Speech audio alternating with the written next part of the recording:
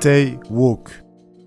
La formule surgit en 2008 comme un mantra dans le titre Master Teacher de l'album New America Part 1 d'Erykah Badu, mais elle reste confidentielle.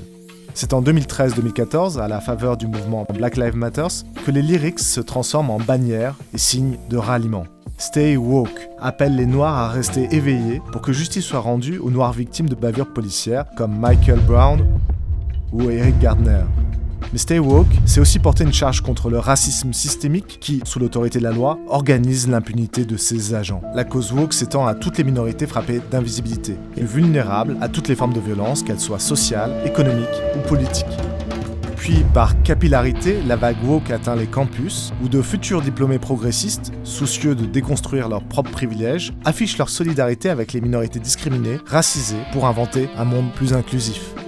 Avec le tournant émotionnel engagé dans les années 90 et la montée de la culture de l'indignation, le wokisme incarne l'engagement d'une génération émergente, dotée d'une sensibilité accrue à l'injustice et aux atteintes aux principes d'égalité. À tel point qu'en 2018, pour Le Monde, être woke est synonyme d'être cool.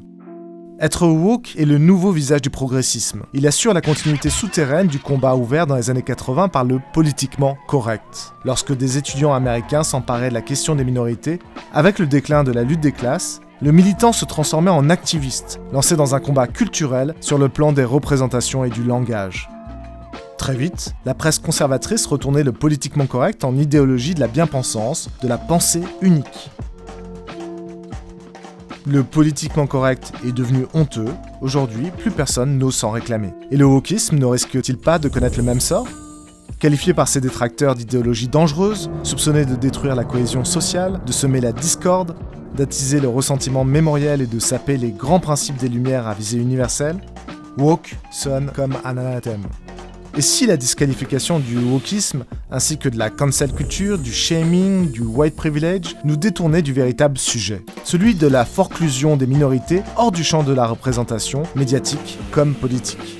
Chez les activistes, le wokisme apparaît moins comme un corpus cohérent de valeurs que comme une tactique pour faire exploser le consensus et faire surgir dans l'espace public des voix tenues pour négligeables. Pour dépasser les particularismes, les identités racines, encore faut-il qu'ils aient été au préalable reconnus.